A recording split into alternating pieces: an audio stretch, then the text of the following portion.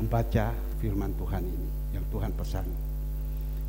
Diambil di dalam 1 Petrus 5 ayatnya yang pertama, kita boleh baca sampai dengan ayatnya yang ke-11. Cukup panjang. 1 Petrus 5 ayatnya yang pertama sampai dengan ke-11. Kalau Bapak Ibu mau Bapak Ibu punya sifat itu berubah, kehidupan Bapak Ibu di dunia berubah, dengar. Jangan tutup telinga. Jangan tutup pikiran hati.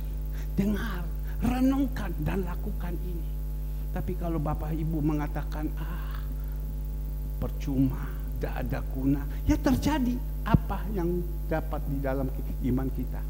Tapi pagi hari ini, tidak bosan-bosan saya sampaikan kepada Bapak Ibu.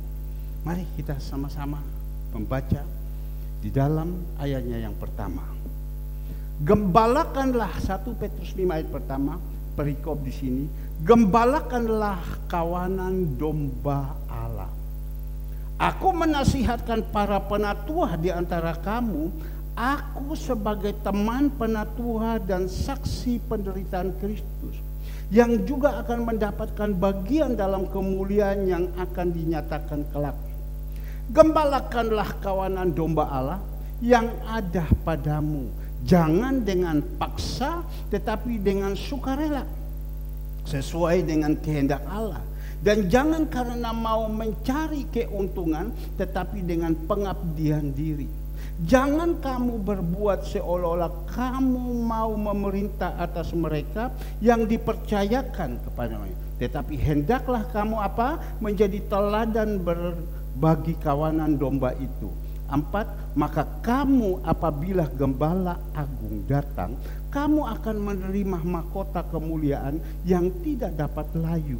5, demikian juga kamu, hai orang-orang muda, tunduklah kepada orang-orang tua, dan kamu semua rendahkanlah dirimu seorang terhadap yang lain, sebab Allah menentang orang congkak, tetapi mengasihani orang yang rendah hati. Karena itu rendahkanlah dirimu di bawah tangan Tuhan yang kuat, supaya kamu ditinggikannya pada waktunya. Serahkan segala kekhawatiran kepadanya, sebab Ia yang memelihara kamu. Sadarlah dan berjaga-jagalah, lawanmu si iblis berjalan-jalan keliling sampai sama seperti singa yang mengaum-ngaum mencari orang-orang yang dapat ditelannya. Lawanlah dia dengan iman yang teguh, sebab kamu tahu bahwa semua saudara di seluruh dunia ini menanggung penderitaan yang sama. Dan Allah sumber segala kasih karunia yang telah memanggil kamu dalam Kristus kepada kemuliaannya yang kekal akan melengkapi, meneguhkan, menguatkan dan mengokohkan kamu sesudah kamu menderita seketika lamanya. Ia yang mempunyai kuasa sampai selama-lamanya. Amin. Mari kita tunduk kepala berdoa. Bapa, terima kasih Kau sudah izinkan kami membaca kebenaran firman Tuhan. Sebentar kami akan mendengar apa yang Engkau mau berbicara. Pakailah hamba-Mu ini Tuhan, yang tidak ada apa-apanya, agar supaya Engkau ada di dalam kehidupan hamba-Mu. Engkau berikan kuasa sehingga setiap perkataan-perkataan yang Engkau sudah titipkan kepada hamba-Mu, menyampaikan kepada jemaat-jemaat Tuhan yang ada di sini, yang Engkau percayakan mereka digembalakan di sini, semuanya Tuhan tidak terkecuali mereka diberkati dan mereka mau lakukan apa yang Tuhan pesan. Terima kasih Tuhan Yesus. Hamba-Mu hanya berdoa, bukan melihat jumlah yang banyak, tetapi hamba-Mu hanya minta Tuhan, perubahan ini, jemaat Tuhan ini yang kami inginkan. Karena satu saat Tuhan berkata, orang-orang yang benar saja hampir tidak diselamatkan, apalagi orang fasik, orang dunia. Kami tidak mau Tuhan, kami tidak diselamatkan, kami tidak mau kami binasa, kami tidak mau kami di dunia ini hidup dengan penuh kesengsaraan, tetapi kami mau hidup di dunia ini penuh dengan kebahagiaan damai daripadamu. Terima kasih Tuhan Yesus. Dalam nama Tuhan Yesus berdoa mengucap syukur. Haleluya. Amin. Baik Bapak Ibu yang dikasihi Tuhan, ini satu pesan kebenaran firman Tuhan yang kita dengar saat ini. Dan biar kita berdoa juga supaya Tuhan kita Yesus Kristus memakai saya bisa menyampaikan dengan baik, teristimewa, ada kuasa. Ya, saya percaya dari sekian jemaat Tuhan yang ada yang merindukan mau mendengar, iya ya, apa isinya, dan saya mau melakukan ini. Karena apa yang Tuhan pesankan ini semua, ini tentu untuk demi kebaikan kita. Tuhan katakan, engkau beribadah, engkau rajin beribadah. Di dunia engkau diberkati, di akhirat juga kita diberkati. Tentu semua kita kepingin diberkati. Nah, pagi hari ini kita belajar lagi dari surat Petrus yang pertama, ayat yang terakhir, ya, di dalam ayat kelima. Ya, dikatakan di sini ajarkan, dikatakan seperti ini. Kita melihat dikatakan, aku menasihatkan para penatua di antara kamu. Aku sebagai teman penatua dan saksi penderitaan Kristus yang juga akan mendapatkan bagian dalam kemuliaan yang akan dinyatakan. Rasul Petrus, dia berbicara kepada sesama penatua-penatua yang ada. Dia berbicara dengan sesama seiman yang ada itu. Karena dia katakan, aku sebagai penatua sesama dengan kamu. Ya, penatua itu seorang pemimpin, seorang gembala. Ayo, dibilang, gembalakanlah domba-dombamu yang ada pada kamu. Gembalakanlah kepada mereka kawanan domba Allah. Disuruh, karena tahu bahwa Petrus mengatakan kepada teman-teman yang ada itu, gembalakanlah. Kita tahu gembala itu ada dua.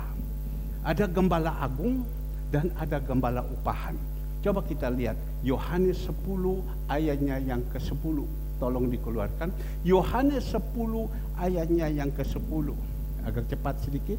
Yohanes 10 ayatnya yang ke-10. Ya, sorry. Yohanes 10 ayat ke-11. Ya, ayat ke-11. Akulah gembala yang baik. Gembala yang baik memberikan nyawanya bagi domba-dombanya. Tuhan Yesus berkata, akulah gembala yang baik. Gembala yang baik memberikan nyawanya bagi domba-dombanya. Lanjut, ya. Dikatakan, sedangkan seorang upahan yang bukan gembala dan yang bukan pemilik domba-domba sendiri, ketika melihat serigalanya datang, meninggalkan domba-domba itu langsung lari, sehingga serigala itu menerkam dan mencerai-beraikan domba-domba itu. Ada dua, gembala agung, ya, dia adalah gembala yang baik, gembala yang benar. Dia pertaruhkan nyawanya. Untuk siapa? Untuk kita. Siapa gembala yang benar itu? Adalah Tuhan kita Yesus Kristus. Dia siap yang kaya, siap jadi miskin. Kita yang miskin, dia mau jadi kaya, dia siap jadi miskin. Dia korbankan semua ini. Siapa itu? Tuhan kita Yesus Kristus. Dia siap, dia anak tunggal yang diagungkan, tapi dia siap turun ke dunia untuk kita. Dia disiksa, dia difitnah, dia dicampak sampai mati di kayu salib. Untuk siapa? Untuk kita. Itu adalah gembala agung kita. Jadi kita tahu gembala agung kita yang ada, kita yang sudah percaya, jangan kita tinggalkan dia. Tetapi juga Bapak Ibu yang dikasihi Tuhan, di dalam dunia ini ada juga gembala upahan. Gembala-gembala upahan. Gembala-gembala upahan itu mungkin dia tidak dipanggil atau dipilih sama Tuhan menjadi gembala. Mungkin keadaan, situasi yang membuat, apalagi saat ini akhir-akhir zaman, berapa banyak orang yang ada di luar Ya, bekerja tidak ada hasilnya. Dia berpikir, dia fasih lidah, dia bisa berbicara. Daripada di dunia saya kerja tidak ada apa-apa, lebih baik woco Yesus. Kerja Yesus. Ya. Dan di situ kita melihat tanda orang-orang seperti itu. Pada waktu domba-dombanya ada masalah, dia lari. Karena dia adalah gompahan, dia masa bodoh. Tapi yang dia mau cari keuntungan. Itu sangat tragis, sangat dosa. Maka itu saya berdoa. Pada waktu dulu saya dipanggil jadi gembala.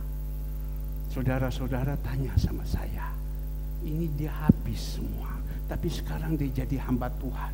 Jangan sampai dia jadi hamba Tuhan karena pelarian.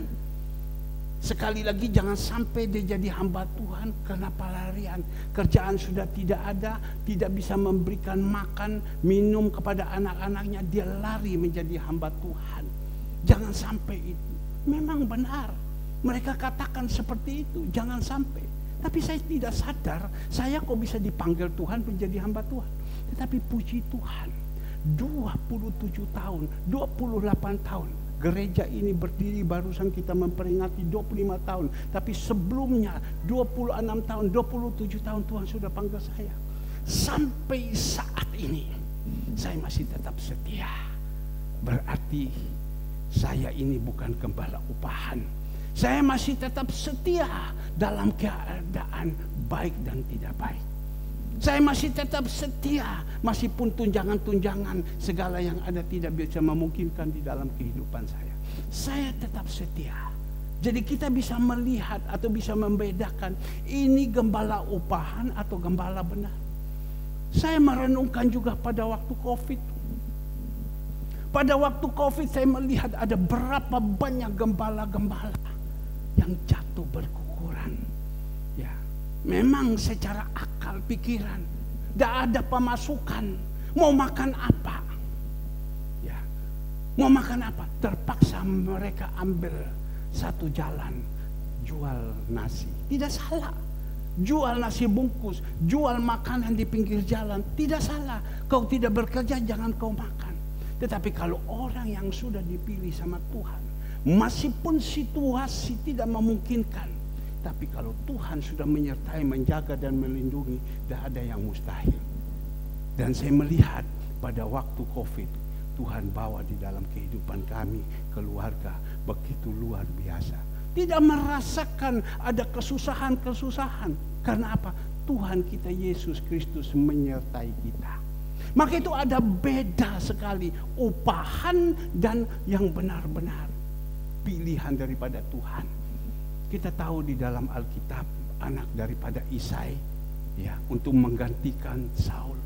Di situ dipikir anaknya Isai semua itu yang dipilih, tapi Tuhan bilang tidak, ada satu yang saat ini sedang menggembalakan 2-3 ekor kambing domba. Dia yang saya pilih. Karena saya lihat bukan lihat luarnya, yang saya lihat hatinya, saya lihat dalamnya. Itu dia adalah gembala yang Tuhan percayakan. Seperti apa yang dituliskan Raja Daud. Ya, Bapak Ibu yang dikasihi Tuhan, pagi hari ini Petrus ingatkan kepada teman-temannya. Sekali lagi Petrus ingatkan kepada teman-temannya, tolong dikeluarkan ayatnya yang pertama. Ya, agar supaya aku menasihatkan para penatua di antara kamu. Sekali lagi aku menasihati para penatua di antara kamu. Aku sebagai teman penatua dan saksi penderitaan Kristus. Petrus itu 3 tahun setengah dia mengikuti Yesus. Kita ingat murid Yesus yang pertama kali dipilih oleh Tuhan kita Yesus Kristus waktu dia turun dari padang gurun selama 40 hari 40 malam dia puasa. Turun di Galilea, siapa yang dia pilih dulu? Petrus. Saat itu Petrus ikut aku. Petrus ikut. Di dalam pelayanan 3,5 tahun Petrus mengatakan, aku melihat penderitaan-penderitaan dia. Aku ini saksi hidup. Aku ini saksi hidup, melihat penderitaan-penderitaan penatua saksi penderitaan Kristus yang juga akan mendapatkan bagian dalam kemuliaan yang akan dinyatakan kelak. Petrus bilang, aku ini saksi hidup. Kemarin kita belajar di dalam firman Tuhan, di dalam 2 Petrus. Ya, 2 Petrus ayatnya surat 2 Petrus ayat pertama, surat 2 Petrus 1 ayatnya yang ke-16. Saya tidak baca lagi. Petrus hanya mengatakan begini, coba saya baca satu ayat 16. Sebagai kami tidak mengikuti dongeng-dongeng isapan jempol manusia ketika kamu memberitahukan kepadamu kuasa dan kedatangan Tuhan kita Yesus Kristus sebagai Raja, tetapi kami adalah saksi mata dari kebesarannya. Kita lanjut ke ayatnya yang ke-17. Kami menyaksikan bagaimana ia menerima kehormatan dan kemuliaan dari Allah Bapa ketika datang kepadanya suara dari Yang Maha Mulia yang mengatakan, ini adalah anak yang kukasihi, kepadanya lah aku berkenan. Petrus mengatakan ya kepada jemaat di surat yang kedua, beritahukan kepada pengikut-pengikut Kristus, kalian jangan sampai kalian tidak percaya. Kalian harus pegang teguh. Jangan menganggap firman Tuhan ini hanya isapan jempol. Jangan kamu menganggap firman Tuhan ini adalah cerita Petor Gareng. Tidak, ini kisah nyata. Saya ini saksi, Petrus bilang. Saya saksi selama 3,5 tahun saya mengikuti Tuhan. Saya melihat dengan mata saya, bukan melihat dengan mata kepala, tidak. Saya melihat dengan mata saya bagaimana Tuhan kita Yesus Kristus sebelum dia mati, selama 3,5 tahun pelayanan dia, mulai dari A sampai Z, di dalam segala segi hidup, tolong ya, di dalam segala segi hidup, Petrus itu melihat Tuhan kita Yesus Kristus yang luar biasa. Dia patut kita percaya. Dia patut kita percaya. Saya melihat saksi mata sampai Tuhan Yesus dia mati di kayu salib. Saya melihat bagaimana waktu Tuhan Yesus jatuh dan dia mati, dan hari ketiga dia bangkit, dia menampakkan diri kepada saya. Saya tahu. Maka itu kita harus percaya kepada Tuhan kita Yesus Kristus. Tapi saat ini, Bapak Ibu yang dikasihi Tuhan, bagaimana jemaat Tuhan yang ada ini? Masih tetap percaya di dalam keadaan-keadaan seperti ini? Tuhan katakan di dalam Ibrani 10 ayat 35. Coba Ibrani 10 ayat 35. Ibrani 10 ayat 35. Sebab itu janganlah kamu melepaskan kepercayaanmu, karena besar upah yang menantinya. Petrus menekankan itu. Saksi mata. Saya juga merasakan selama 27 tahun saya melayani Tuhan. Saya merasakan bagaimana kemuliaan demi kemuliaan yang Tuhan buat. Saksi mata yang Tuhan buat kepada saya. Pertolongan-pertolongan yang tidak mungkin itu jadi mungkin. Saya tidak berbicara untuk hari-hari ini. Mulai 27 tahun, mulai 26 tahun yang lalu, saya melihat perjalanan hidup ini begitu luar biasa. Tuhan tolong. Saksi mata. Saya saksikan. Tapi kita mau supaya Tuhan menyertai kita. Kita harus, apa yang Tuhan ajarkan kepada kita, kita harus setia kepada Tuhan. Mulai dari awal sampai akhir, kita harus setia. Ya, kita harus setia. Jangan sampai kita tidak setia. Beberapa saat yang lalu pulang dari pelayanan di Bakti Luhur, adik daripada Pak Daniel, waktu pulang dia ngomong begini sama saya, "Pak, aku tak pulang dulu Pak ya." "Enggak, Bang, kamu duduk dulu di sini. ngomong dulu dengan saya. Saya tidak sadar bahwa saya akan berbicara kepada dia tentang ini. Duduk dulu di sini, berbicara dulu dengan saya. Ya, habis bicara dia mulai ngomong, Pak saya tolong tanya. Ya mohon maaf, Bapak kok bisa hidup ya? Logika yang dia pakai. Bapak kok bisa hidup ya? Ya. Sedangkan Tuhan izinkan domba-domba yang dipercayakan kepada Bapak untuk digembalakan. Ya, mohon maaf seperti ini. Tapi kok bisa hidup Pak ya? Bahkan melihat pelayanan-pelayanan ini, semua ini kok bisa berjalan dengan baik Pak. Tidak ada kekurangan, kok bisa ya? Saya bilang hanya satu. Ya, kita tidak melihat siapa yang di sebelah kita, siapa di sekeliling kita. Kita hanya melihat Tuhan Yesus. Kuncinya satu, Tuhan mengatakan, kalau engkau lakukan apa yang aku perintahkan, engkau akan menerima janji-janji Tuhan. Saya kasih sama dia satu perumpamaan. Ya, kamu sekarang kuliah selesai tamat apa? S1. Oke. Saya bilang S1 sekarang kan mereka panggil Bapak Jack Kwang S1. Kau mau pergi tawarkan kerjaan, kau punya titel apa? Oh S1. Oh ya bagus. S2 dapat lebih tinggi lagi. S3 dapat lebih tinggi lagi. Tetapi kalau engkau mau supaya Tuhan senantiasa menyertai kamu, menjaga, memberkati kamu, kamu diizinkan pertama contoh dulu. Kamu dari TK. Kamu dari TK naik SD, kamu setia. Dari SD masuk SMP, kamu setia. SMP masuk SMA, kamu setia. SMA masuk universitas, kamu setia. Setia sampai akhir. Itu bagus. Tapi bagaimana kalau dari SD, TK, baru mulai kamu sudah tidak setia? Bagaimana?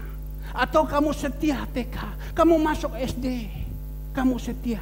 Kamu masuk SMP, kamu setia. Kamu SMA, kamu sudah tidak setia. Boro-boro SMA, berapa banyak saya bilang, di dalam berjemaat Tuhan percayakan, TK saja sudah tidak setia.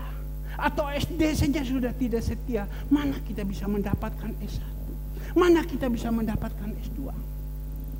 Tapi kalau kita mau, kita bisa setia seperti Tuhan kita Yesus Kristus. 3,5 tahun dia setia sampai akhir. Disitulah dia mati, dan hari ketiga dia bangkit.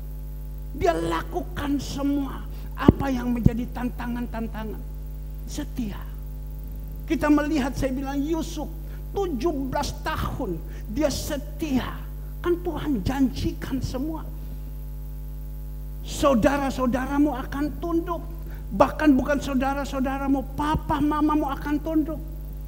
Tapi untuk dia mendapatkan ditunduki, dihargai, dihormati, dia harus bayar harga sampai 17 tahun. Sampai menjadi wakilnya Firaun. Tapi kalau kita pertama saja sudah tidak setia, semua tidak setia, mana bisa? Maka itu Tuhan bilang apa? Setia yang kecil, Tuhan percayakan kita yang besar. Setia yang kecil, Tuhan percayakan kita yang besar. Tadi saya hanya merenungkan. Tadi malam kami berbicara, saya, istri, dan anak-anak saya. Ya Papa lihat sekarang. Anak-anak kaum muda sudah banyak yang hilang. Ya. Kenapa hilang? Ya, mungkin karena pacaran, sudah ketemu ini, sudah bosan dan lain-lain. Segala semua. Saya bilang iya betul. Ini sekarang dosa akhir zaman. Mereka banyak sudah jauh tinggalkan Tuhan, sudah tidak mau.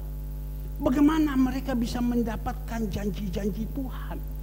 Baru SD saja sudah seperti ini. Belum masuk SMP, belum masuk SMA.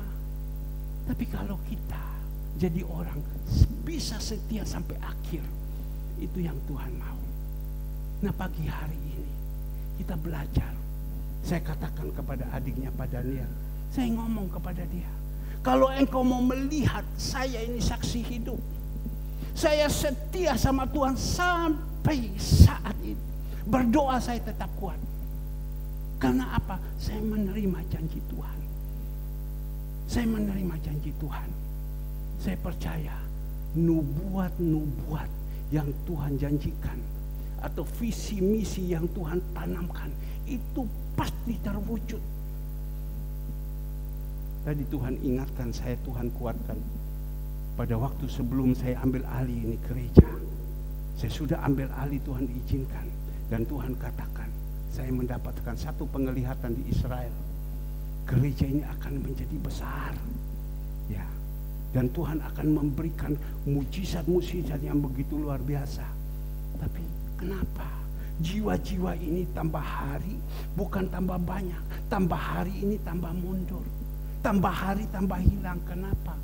Tapi ingat, kalau kita ada di dalam kebenaran, visi misi Tuhan itu pasti terjadi. Pasti terjadi. Maka itu ada goncangan-goncangan iman. Maka itu kita harus kuat. Kita ada di dalam jalannya Tuhan, ada dalam kebenaran, jalan saja terus. Saya katakan, Tuhan kasih visi misi, kita melayani. Tidak gampang. Pelayanan itu yang tadi kita melihat, pergi ke yatim, pergi ke janda, pergi ke orang-orang asing. Tidak gampang. Tapi jalan 3 tahun, Tuhan izinkan kita jalan. Bisa jalan terus. Dan disitulah Tuhan kita melihat. Kemuliaan demi kemuliaan Tuhan buat. Kamu mau mendapatkan itu, kamu harus setia dulu yang kecil. Kamu harus setia dulu yang kecil. Kalau kecil saja kamu tidak setia, mana kamu bisa dapat yang besar? Tuhan bilang kau setia yang kecil, kau akan dapat yang besar. Tapi kau sekecil saja kau tidak setia, mana kau bisa dapat? Saksi hidup daripada Petrus. Saya katakan kepada adiknya, Pak Daniel, saksi hidup itu saya. Saya melihat kemuliaan demi kemuliaan. Saya tenang. Kemarin saya berbicara dengan Pak Daniel. Pulang dari olahraga saya berbicara kepada dia.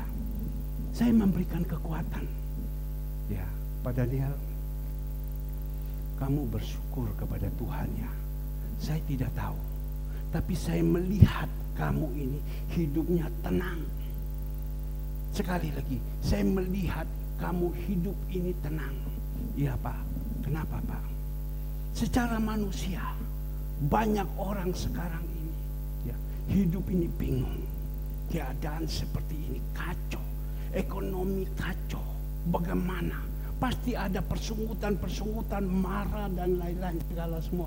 Tapi kamu kok saya lihat anteng-anteng saja, tenang-tenang saja. Iya Pak, mohon maaf Pak Daniel ya.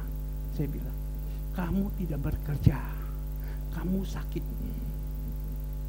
Kalau sudah sakit gini mau bekerja apa? Dari mana hasilnya? Tapi karena kesetiaanmu, kau punya anak 3. Yang 1 besar sudah bekerja. Dan sekarang dia bekerja Pak Daniel, dia sudah beli rumah. Dan beli rumah sekarang dia lagi renov rumahnya. Dia lagi pasang ini, pasang ini, pasang ini. Padahal dia seorang pegawai. Gajinya berapa? Tapi Tuhan izinkan dia bekerja itu. Dia bisa ini. Dan pasti untuk menunjang di rumah tangga itu pasti agak kecil. Karena apa? Uang yang dia dapat itu dia biayai untuk pembangunan rumahnya. Pasti dia kasih tetapi kecil. Yang kedua saya bilang, kau punya anak 2. Saudara David dan Devina. 1 bulan David berapa salary-nya? Saya tahu. Karena anak ini sesudah dia terima gajinya, uangnya itu yang daripada Tuhan, miliknya Tuhan dia kembalikan. Saya tahu berapa salary-nya. Berapa hasil kerjanya, saya tahu. Anak Devina, saya tahu berapa gajinya. Karena dia dapat uang itu, dia langsung serahkan ke ini miliknya Tuhan. Saya tahu. Tapi saya melihat dari hasil itu sebenarnya untuk biaya hidup sekarang ini, ya, kan besar. kamu harus berobat dan lain-lain, harus pengeluaran ini. Tapi kok kamu tenang saja? Dia sadar. Kamu kok tenang saja? Tidak pernah saya mendengar bahwa di rumah kamu itu rame. Kurang pak, ini kok udah mau kasih keluar. Kurang pak, pemasukan ini kurang pak. Devina mulai teriak kiri, teriak kanan. Tapi kok tenang-tenang saja. Dan saya tanya, kau punya adik yang tinggal bersama dengan kamu, yang setiap hari ada. Apakah kau pernah melihat kokomu di rumah tangga itu teriak kekurangan dan lain? Tidak. Santai-santai saja. Disitulah dia sadar. Ya benar pak. Logika. Benar pak. Ya. Rasanya santai-santai. Berapa David, berapa Devina, berapa saudara Denny yang kasih ini. Tapi Denny dia sudah harus biaya pasang rumah ini, sekarang sedang bangun ini, sedang bangun ini. Kan tentu tidak semua harus dia kasih. Tapi kita melihat biaya rumah tangga sekarang begitu besar. Harus berobat untuk kamu. Tapi kok tenang. Karena apa? Karena kesetiaan daripada anak-anakmu. Karena engkau sebagai bapa menjadi contoh, menjadi teladan, membawa kepada anak-anakmu. Sehingga damai sejahtera ku berikan kepadamu. Dunia tidak bisa memberikan kepada kita damai sejahtera, hanya Tuhan. Maka itu saya berdoa. Saya katakan kepada dia, dasar Pak Daniel saya ini melayani, dari mana saya bisa hidup? Pengeluaran yang begitu besar, tempat yang begini besar, anggaran yang begitu besar, dari mana? Tapi manusia mengatakan tidak mungkin, Tuhan itu mungkin. Bapak Ibu yang dikasihi Tuhan, Petrus mengatakan kepada sesama teman penatua, aku ini saksi hidup. Aku ini saksi hidup. Saya ini saksi hidup. Selama 3,5 tahun saya melihat Tuhan Yesus. Maka itu orang itu, kalau mengikuti Tuhan Yesus baru dia tinggalkan Tuhan. Karena apa? Karena dunia ini. Dia tinggalkan Yesus karena pasangan hidup. Dia tinggalkan Yesus karena apa? Karena dan lain-lain. Itu adalah orang yang gong. Tahu gong? Tanya Lisian, nanti dia cari lagi. Saya bilang, Sian, sungai bisa berubah, bisa dipindahkan, gunung bisa dipindahkan, tapi karakter sifat manusia tidak bisa. Susah. Apa itu? Waduh om, ini bahasa-bahasa mendalam. Saya waktu sekolah di Taiwan saya tidak diajarkan, tapi dia cari. Negara bisa dipindahkan, negara bisa berubah, tapi untuk karakter manusia sulit. Tapi pagi hari ini Tuhan mau kepada kita. Apa yang sulit bagi manusia, bagi Tuhan tidak ada yang sulit. Dan saat ini firman yang bisa merubah. Saulus, Saulus, kenapa kau aniaya saya? Hanya Tuhan Yesus berkata gitu. Siapa kau? Aku Yesus. Kapan saya pernah menganiaya engkau? Kepada murid-muridku. Itu firman yang disampaikan. Saat itu Saulus bertobat. Maka itu Bapak Ibu yang dikasihi Tuhan, mari, kadang kita menghadapi hidup ini. Apalagi saya dengar kemarin waktu saya habis selesai berenang, ada orang berkata, waduh jalat, sencai matching. Matching itu sudah ujian PAPU $15.850. Sudah naik sampai sekian. Sekarang orang pada mengejar dolar-dolar Singapura, beli dolar Singapura. Karena mereka tahu ke depan ini hidup lebih susah lagi, lebih bahaya lagi, lebih hongkiam lagi. Mereka takut, mereka pegang dolar. Tapi kita tidak perlu takut. Tuhan katakan di dalam Roma 8 ayat 31b, kalau Tuhan Yesus di pihak kita, siapa yang bisa melawan? Boleh orang bilang paslon 1, paslon 2, paslon 3, semua pada gemetar. Fung dengar aja firman, nanti itu anak nanti di sana biar diurus. Ya. Paslon 1, paslon 2, paslon 3. Ya.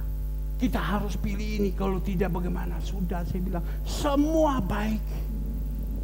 Tapi kalau Tuhan di pihak kita, siapa melawan? Maka itu Bapak Ibu yang dikasih Tuhan. Rasul Paulus mengatakan, aku saksi hidup.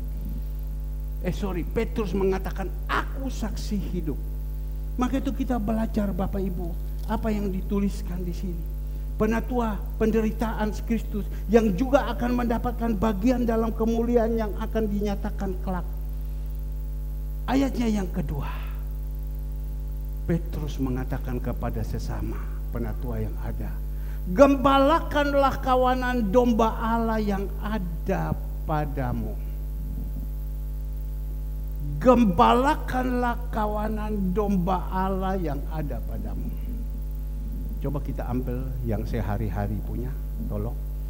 1 Petrus 5 ayatnya yang kedua. Ya. 1 Petrus 5 ayatnya yang kedua.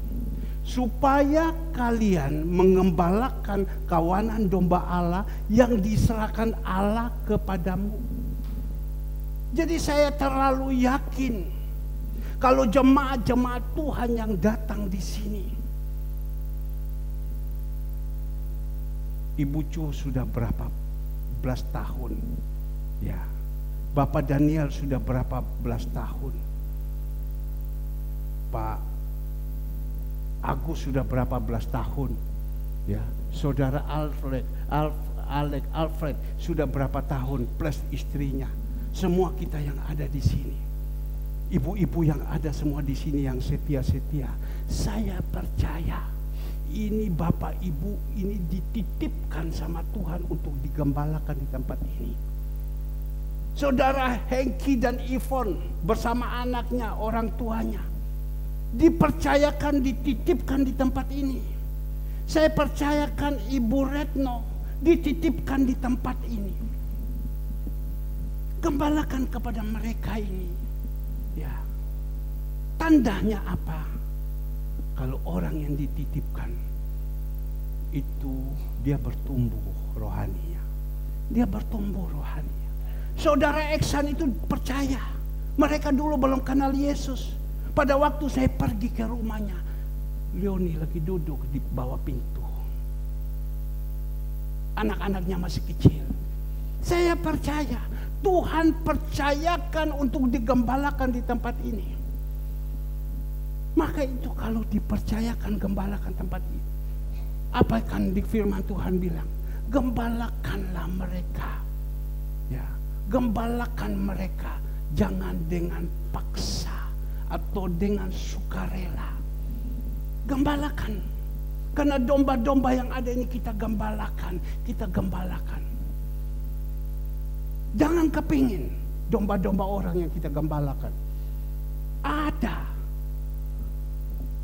yang sudah dipercayakan digembalakan, maka itu yang digembalakan duduk dengan manis. Ada suka duka, pengolahan demi pengolahan. Kita melihat Musa dipercayakan mengembalakan 2 juta orang dibawa keluar. Tapi waktu dibawa keluar, ada orang-orang juga yang sudah ikut, sudah naik kedudukannya. Kita ambil yang paling gampang, Korah, Datan, dan Abiram. Itu kan domba-domba yang dipercayakan Tuhan digembalakan oleh Musa. Tapi karena mereka tidak mau mendengar, mereka tidak mau diarahkan, dinasihati, ditegur, mereka marah. Resiko orang yang tidak mau, mereka berontak. Marah mereka. Marah terjadi apa? Kita melihat Tuhan izinkan bukakan tangannya. Harta-harta yang mereka punya dikuburkan, semua yang ada itu dikuburkan hidup-hidup. Tapi Tuhan percayakan kepada kita pagi hari ini, kita ini adalah orang-orang yang digembalakan. Belajar taat. Satu saat kita akan menerima janji-janji Tuhan. Taat itu mulai dari TK, SD, SMP, taat. Berapa banyak akhir zaman sekarang ini orang sudah tidak taat, lari. Kemarin Ibu Gembala katakan kepada saya, ada pelayan Tuhan, dia tugas apa begitu. Dia bilang, aku tidak bisa melayani, tidak bisa menjalankan semua. Ibu Gembala bilang, kenapa? Ya, mau pergi. Ibu Gembala hanya ngomong, apakah engkau tidak bisa siap sedikit dulu melayani Tuhan, baru engkau pergi? Dia tidak jawab, dia lari pergi. Ya, dia tidak jawab, dia lari pergi. Padahal itu kalau mau dilihat, itu anak dari kecil, tidak mengerti apa-apa, tapi digembalakan. Tapi kadang itu sudah besar, sudah tidak mau. Maka itu saya bilang, apa? Sungai bisa kita pindah, gunung bisa kita pindah, karakter itu tidak bisa kita pindah, sifat tidak bisa kita rubah, tapi hanya satu, melalui Tuhan kita Yesus Kristus. Hanya Tuhan kita Yesus Kristus yang bisa merubah. Melalui apa? Melalui firman. Kita tidak sadar ya, tiba-tiba kita memikirkan, loh saya kok sudah dirubah Tuhan ya. Dulu sifat saya kok macam begini ya, sekarang kok sudah macam begini ya. Dulu saya ini dakanean, masuk langsung emosi, langsung apa segala semua. Salah sedikit ngamuk, salah sedikit. Tapi kok sekarang kok saya bisa sabar ya, kok berubah ya. Karena kita tidak sadar. Saya baru-baru kumpul dengan teman, 40 tahun tidak pernah kami kumpul. Waktu kami kumpul, semua masuk di dalam situ ngobrol. Dan sesudah itu beberapa hari, teman saya telepon kepada saya. Dia bilang, Hongyi, aku mau ikut seperti engkau. Kamu kok saiki kok berubah? Dulu lain, sekarang lain. Kamu kok berubah? Ya saya bilang, puji Tuhan, saya bisa berubah karena Yesus. Kalau dulu kita mulai ngomong mohon maaf, mulai ngomong tentang duniawi, mulai ngomong tentang sioce, ngomong tentang apa, saya number one. Tapi saya iki kono diomongi kayak gini-gini, menengai terus. Kamu rasanya kok diam, punya wibawa, punya ini, kok berubah? Aku kepingin ikut sama kamu. Aku kepingin ikut sama kamu. Saya berpikir, iya Tuhan. Dan satu kedua, muka kamu ini kok lain. Dulu muka kita konco-konco semua, muka tua semua. Sehingga lagi yang dikatakan konglomerat, mukanya udah tertarik kiri, tertarik kanan. Kamu kok cahaya terus mukanya. Ya saya bilang apa? Karena Tuhan. Karena Tuhan. Kalau bukan Tuhan mana bisa? Siapa yang bisa merubah kita? Sungai boleh kita rubah, gunung boleh kita pindah, tapi ini karakter ini tidak bisa. Tapi yang bisa hanya satu, Yesus. Kalau kita mau nurut, kita mau taat, kita mau setia sama Tuhan, bisa. Maka itu kita jadi anak-anak Tuhan. Jangan kita berpikir kecewa, saya kecewa, jangan. Ya. Jalankan saja ini hidup dengan ketulusan hati. Dan kita melihat akan ada perubahan-perubahan dalam hidup kita.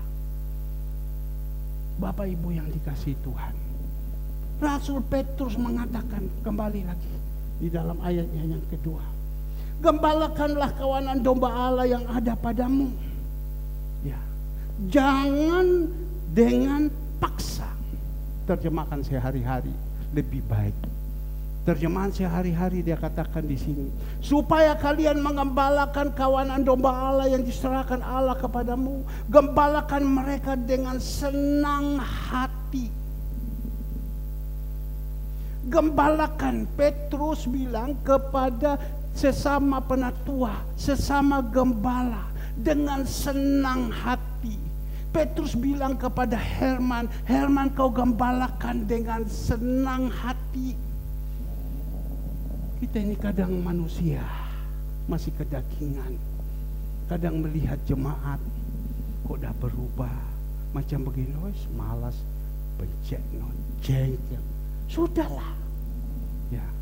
Minta sama Tuhan dengan senang hati.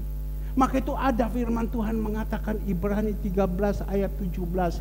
Terjemahan sehari-hari, tolong. Ibrani 13 ayat 17. Terjemahan sehari-hari. Ya. Agak cepat, suster. Ya. Dikatakan di sini, supaya kalian mengembal, ya, ikutlah perintah pemimpin-pemimpinmu. Ikutlah perintah pemimpin-pemimpinmu dan tunduklah kepada mereka, sebab mereka selalu memperhatikan jiwamu. Jadi seorang pemimpin yang benar itu, dia memperhatikan dan dia mempertanggungjawabkan sama Tuhan jiwamu ini. Bayangkan betapa berat beban ini dari seorang gembala.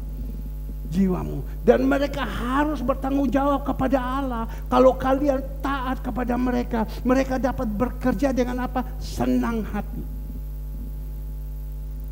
Saya berpikir suruh senang hati. Kadang kita melihat di antara jemaat-jemaat, ada yang mendengar kita senang. Senang, waduh, dengar ya, waduh senang.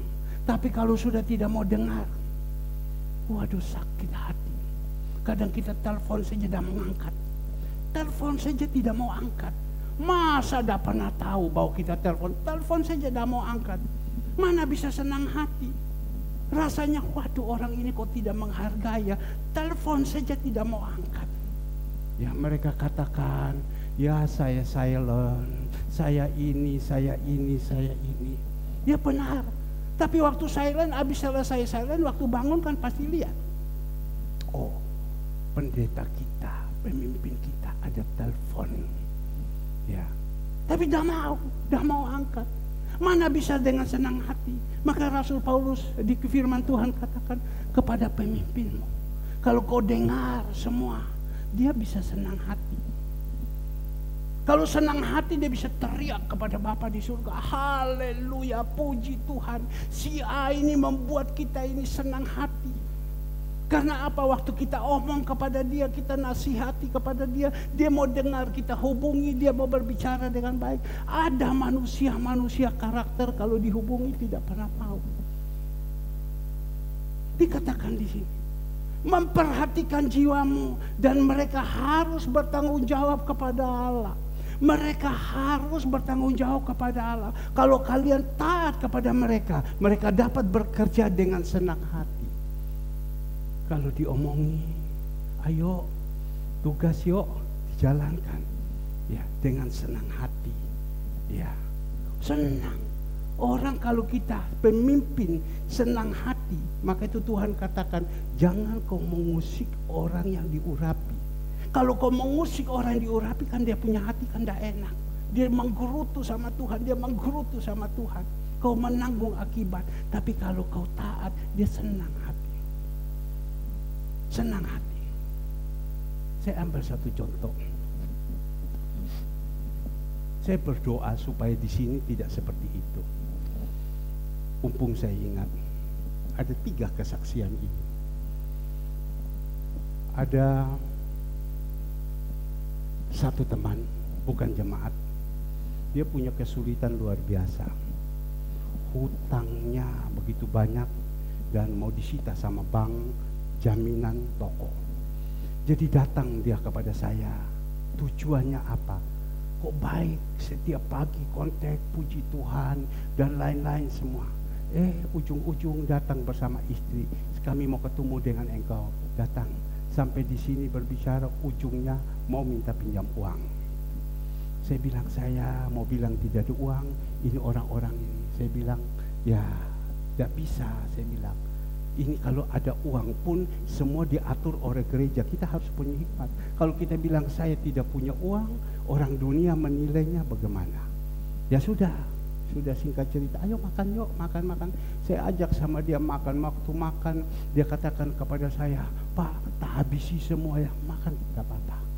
Wah, ini enak Pak, ada udang, ini ada cumi, ini ada ikan, ini ada ayam. Pak, saya setiap hari makan, beli pentolan 2, cukup makan pagi, siang, sore. Itu saja. Singkat cerita dia punya istri diam dan lain-lain segala semua. Dan pada waktu itu pulang, saya masih suruh bungkus makanan kasih sama dia. Dia punya toko itu miliaran.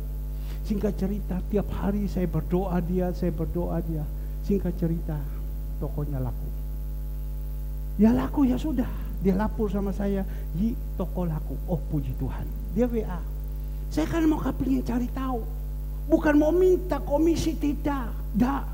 Saya hanya kepingin tahu, puji Tuhan, saya mau menginjil dia. Saya telepon sama dia, sampai sekarang dia tidak angkat. Tapi dia ada terus di dalam grup saya.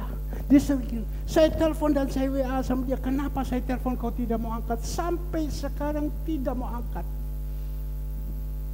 Oke, ini manusia satu. Ada manusia yang satu lagi. Manusia satu lagi. Dia punya kesulitan yang begitu luar biasa. Utangnya begitu banyak. Ya, sampai endingnya urus di pengacara. Waktu di pengacara mau pergi, dia datang sama saya, dia nangis dan lain-lain segala semua. Saya kasih kekuatan sama dia, saya doakan dia, saya panggil dia makan bersama dengan saya. Pulang, saya kasih dia barang apa, pulang semua. Tapi pada satu saat sudah terjawab doanya. Telepon sama dia sampai sekarang tidak mau angkat. Bukan saya telepon, saya mau minta dia uang, tapi saya mau memberikan dia kekuatan. Ya, tidak mau angkat. Itulah manusia, karakter. Tidak mau angkat. Ya sudah. Pernah satu kali saya kepingin sekali, saya mau tanya sama dia yang lain, tidak mau angkat. Saya WA, tolong engkau angkat. Saya hanya mau tanya sama kamu. Dia angkat. Mohon maaf Pak, saya sibuk tidak bisa angkat. Oh, tidak apa-apa, saya bilang. Kalau waktu kau susah, kau pasti cari saya. Tapi kalau sekarang ini sudah, saya mau tanya, orang ini ada di mana? Oh, orang ini ada sini. Sudah, saya tidak mau berbicara lagi. Karena apa? Dia adalah dombanya orang, bukan dombanya kita. Tapi barusan ini, manusia punya kesulitan. Saya tolong orang ini, tapi dia orang seberang. Saya tolong, dia susah. Setiap hari pagi-pagi dia mesti bicara sama saya, nangis. Uang tidak punya, semua susah. Dan saya harus kirimkan uang, kasih sama dia makan. Saya kalau ke Pace, saya harus kirimkan sama dia sayur, saya harus kirimkan apa segala semua. Dan akhirnya tanggal 1 ini, dia punya rumah tidak harus bayar. Kalau tidak harus dikeluarkan. Nah Bapak Ibu yang dikasih Tuhan, pertolongan Tuhan. Tuhan tolong. Tuhan tolong. Dan itu belum dibayar. Baru minggu depan ini, kalau saya tidak salah Senin atau Selasa baru dibayar. Ya, tetapi kita melihat manusia. Waktu sudah dapat jawaban itu, berbicara sama saya, sudah ogah-ogahan. Sudah ogah-ogahan, sudah tidak mau lagi. Tapi saya berpikir, cuek, masa bodoh. Tapi Tuhan bilang jangan. Ini orang yang belum kenal Tuhan. Kalau yang 2 itu dia sudah ada gembala yang mau gembalakan dia. Ini orang yang belum kenal Tuhan. Jangan kau lepaskan dia, engkau harus beritahu kan kepada dia. Oh begitu Tuhan, saya nurut. Saya angkat telepon, saya berbicara kepada dia. Kamu ingat ya, kalau kamu mau hidup yang benar, manusia lama kamu itu harus kau kuburkan. Kau ingat susah? Kau ingat kau susah? Kau ingat setiap pagi kau nangis? Makan tidak ada, uang tidak ada, ya, kerjaan tidak ada, dan kau harus nangis dan saya harus tolong kepada engkau. Saya harus kirimkan makanan, kirimkan uang kasih engkau. Kau mau cari kerja susah setengah mati padahal engkau orang berpendidikan tinggi. Kau lihat seperti ini. Sekarang Tuhan baru tolong sama kamu. Saya sudah lihat sifatmu, gelagatnya sudah macam. Jangan lo ya. Kau akan susah kemudian hari. Ingat, kadang manusia akan disadarkan pada waktu kau susah. Di rumah sudah tidak ada makan, uang tidak pegang, lampu semua sudah ini. Kau ingat? Ingat. Kau mau lagi seperti ini? Tidak mau. Maka itu berubah, saya bilang sifatmu. Berubah sifatmu. Kalau kau tidak berubah sifatmu, jangan berubah pada waktu susah. Berubah sampai Tuhan Yesus datang kedua kali. Saya ngomong sama dia tentang Tuhan Yesus. Kau harus berubah. Tapi kalau kau tidak berubah macam begini, akan kembali lagi hidupmu seperti ini. Iya om. Perlu kita ingatkan kepada mereka. Kadang manusia itu kalau tidak diingatkan tidak. Saya bilang Tuhan itu baik. Dia kontrak itu rumah. Dan sekarang karena pembayarannya hanya terlambat, yang punya rumah tidak mau tahu, tidak mau berbicara dengan dia, pakai agensi yang bicara. Kasih naik harga sekian. Mau tidak mau tanggal 1 keluar. Jadi naik sekian juta lagi. Dia nangis. Tapi saya bilang saya mau buat apa? Saya tidak kenal agensinya, saya tidak kenal pemiliknya. Pada satu saat saya mandi, Tuhan kasih hikmat saya. Engkau telepon kepada agensinya, kau telepon kepada pemilik rumahnya. Dan saat itu saya tanya kepada dia, mana nomor telepon agensinya, mana nomor telepon pemilik rumahnya. Untuk apa om? Sudah, kamu tidak usah, nanti saya cerita kamu. Saya disuruh Tuhan, dikasih, tak telepon. Saya berbicara. Dan waktu itu persis yang punya rumah itu anak Tuhan. Dan saya tahu anak Tuhan yang rohaninya bagus, dia menghargai si orang pendeta. Dia menghargai si orang gembala. Seperti orang Madura ini. Ibu dia nomor satukan. Kiai dia nomor satukan. Dan anjing juga dia tidak mau. Tapi Bapak Ibu yang dikasih Tuhan, pada waktu saya berbicara kepada dia, singkat cerita saya sudah bicara, apa yang dia jawab? Iya om. Ya, dia bilang, kenapa saya macam begini? Saya sudah ambil satu keputusan, tidak bayar, tidak tambah uang, keluar. Karena marah, janjinya tidak tepat. Dan saya mulai menjelaskan kepada dia, kenapa dia janjinya tidak tepat. Saya mulai uraikan satu persatu. Dan sekarang saya sedang menginjil kepada dia. Tuhan kasih hikmat untuk berbicara. Dan saat itu oke. Saya bilang tidak usah kita bikin perjanjian ya, saya yang jamin. Oke. Kembali lagi Bapak Ibu yang dikasih Tuhan. Kadang kita manusia tidak tahu berterima kasih. Ya, maka itu orang bilang bensin nanti. Ya, karakter itu susah untuk dirubah. Susah sekali, tetapi kalau Tuhan mau rubah itu bisa. Maka itu dikatakan firman Tuhan. Kembali lagi di dalam ayatnya yang kedua tadi. Dikatakan di dalam ayatnya yang kedua Bapak Ibu ya, jangan dengan paksa. Ya, arti dengan perjemahan sehari-hari dengan senang hati. Kalau kita punya kerohanian tinggi, meskipun kita menghadapi jemaat-jemaat yang seperti itu, ya dengan senang hati aja kita layani. Dengan senang hati lakukan ini. Sebentar pulang ya Bapak Ibu yang dikasih Tuhan. Ya, tadi malam teman saya Pak Herman, itu ikan yang saya kasih sudah habis. Sekarang saya kasih ini ikannya. Ikan ini bagus Pak Herman. Ini Pak Herman lihat verpacking, ini akan diekspor. Ini saya lihat ikan besar-besar. Ini kan sebenarnya harus memberikan kepada yayasan panti asuhan. Tetapi saya sebagai pemimpin dengan senang hati. Dengan senang hati saya mau berikan. Saya mau berikan kepada siapa? Kepada jemaat. Saya berikan dengan senang hati. Saya mau menasihati dengan senang hati. Semua dengan senang hati. Kemarin saya lihat ini ikan bagus. Saya langsung telepon Ibu Andreas. Bu, saya kirim sekarang ini ikan. Coba Ibu coba ini ikan. Enak apa tidak? Benar Bapak Ibu, kami kirim, dia masak. Dia masak, dia coba. Istri suaminya bilang, ini baru ikan. Enak Bu, enak, ini baru ikan. Namanya ikan kembung yang dari ini mau rencana dikirim ke India atau mana. Verpacking itu masih ada. Tapi saya bilang, Agus, kamu bungkus, ya, berikan kepada jemaat. Saya berikan dengan senang hati. Ada suka duka yang saya hadapi, tapi saya berusaha, saya berikan dengan senang hati. Karena saya tahu Tuhan memberkati saya juga harus menjadi berkat. Berikan dengan senang hati. Nah Bapak Ibu yang dikasihi Tuhan, mari hari ini kita belajar, sebentar pulang ambil. Ya, tadi saya juga belajarkan kepada anak-anak saya. Ada satu anak saya yang sudah menikah. Saya bilang, pulang kau ambil ikan ini, kau goreng, kasih sama suamimu, kasih anak-anakmu makan. Ya mereka tidak bisa masak. Wah nanti yang masakin, ambil, saya bilang.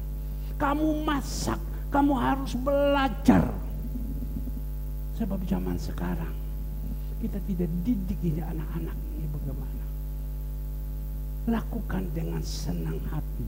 Bahkan dia katakan di sini, ya, senang hati sebagaimana yang diinginkan oleh Allah, dan jangan dengan berat hati. Rasanya mau kasih itu rasanya aduh, wes bencek no orang ini, sudah usahlah, dah usah kasih, mokong orang ini, dah usah kasih.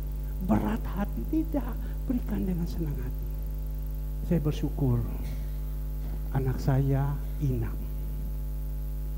ya 3 hari yang lalu sudah kerja. Saya bersyukur. Saya senantiasa pantau anak-anak saya yang tidak bekerja. Ya, tidak bekerja. Saya berusaha, tetapi saya tidak bisa Tuhan. Sampai saya berbicara dengan anak saya, ayo cari kerjaan untuk Ina, cari kerjaan untuk Ina.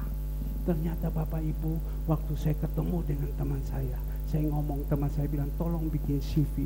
Sudah CV kasih semua selesai, langsung CV-nya dia kirimkan kepada orang yang bagian mengurus, dan dia ngomong dites orang ini, terima. Ini yang perintah pendeta. Karena dia mengerti firman Tuhan. Dan sekarang Ina sudah kerja. Saya bilang, Ina, bagaimana? Engkau kerja senang? Senang Om. Senang Om. Senang. Saya juga senang. Saya bisa tolong. Saya ingat saudara Eksan. Bukan saya cungkil dari mimbar. Ya, 3 kali mungkin. Di sini kerja, copot, saya taruh di sini lagi. Copot, saya taruh lagi di sini. Saya lagi pikirkan, kalau tidak ada kerja, saya mau tawarkan kepada teman saya. Mau lakukan dengan senang hati. Saya tanya kepada Ina, karena saya sudah lama tidak ketemu, bagaimana kerjaannya? Di Pasuruan pabriknya begitu besar. Nanti kita akan ke Ngawi lagi, kita akan ke mana Ina? Di sini? Kalianak, itu Kalianak semua itu dia punya. Ya, saya bilang, aduh, bisa kita tolong dengan apa? Senang hati. Jangan dengan berat hati dikatakan. Berikan dengan sukarela. Jangan dengan berat hati. Nah, Bapak Ibu yang dikasih Tuhan, jangan dengan berat hati, dan janganlah pula melakukan pekerjaan guna mendapatkan keuntungan, melainkan karena kalian sungguh-sungguh ingin melayani. Berapa banyak pemimpin-pemimpin mereka melayani duit. Saya tidak menghakimi berapa banyak mereka melayani, tujuannya duit, tujuannya kekayaan. Melayani, Tuhan bilang, dengan kesungguhan hati, baik dan tidak baik layani. Jangan kita melihat manusia, berharap kepada manusia. Kita berbuat yang baik. Kolose 3 ayat 23, itu kita berbuat, anggap saja itu kita berbuat untuk Tuhan, bukan untuk manusia. Maka itu pagi hari ini, ayo Bapak Ibu yang dikasihi Tuhan, mari kita belajar. Petrus ajarkan kita seperti ini. Kita lakukan. Kalau kita sebagai bapa, kita gembalakan kita punya anak-anak. Pemimpin-pemimpin yang ada di dalam perusahaan, kita gembalakan yang baik. Orang tua, ayo gembalakan anak-anak itu yang baik. Ya, berikan yang baik. Anak-anak juga kamu harus hormati kepada orang-orang tua. Kita melihat tadi videonya itu, saya nangis. Kenapa saya putar lagi? Bukan saya menghakimi. Mungkin Bapak Ibu sibuk tidak bisa mendengar. Ya, tapi saya coba putar supaya berusaha mengetuk hati. Ya, supaya kita ini bisa menghormati orang-orang tua kita. Jangan orang-orang tua itu kita buang mereka. Di Pantai Jompo kita melihat nih. Dan dia katakan, tolong Ustadz, kalau saya mati jangan sampai anak saya boleh tahu kuburan saya. Toh dia tahu dia tidak boleh pegang batu nisan ini. Tolong Ustadz, tolong Ustadz. Yang ngomong seperti itu. Dan kita lihat pada waktu itu dia tidak mau. Tuhan izinkan habis semua. Seperti Korah, Datan dan Abiram. Tidak taat kepada Musa. Habis semua. Berontak kepada Musa. Habis semua. Kalau sudah habis semua, jadi apa? Dikatakan tantri ini habis semua. Rumahnya yang mewah disita bank, mobil yang mewah disita bank, semua yang ada disita bank. Yang ada sekarang sepeda motor buntut toh saja. Dia datang menangis. Bukan itu saja, pada waktu dia turun mau pergi di kuburnya mama, dia mau pegang, di situ dia jadi tiang batu. Tangannya hitam, semua mulunya pencong. Itu apa? Hukum dosa dia terima. Bapak Ibu yang dikasih Tuhan, kebenaran firman Tuhan kita sudah dengar. Mari, memang sungai tidak bisa dirubah, tidak bisa. Sungai bisa kita rubah, gunung bisa kita pindahkan. Ini tidak bisa. Tapi ingat, firman Tuhan yang bisa merubah kita. Saya berdoa ya, supaya jemaat-jemaat Tuhan, ayo mari kita berubah, kita tidak perlu takut.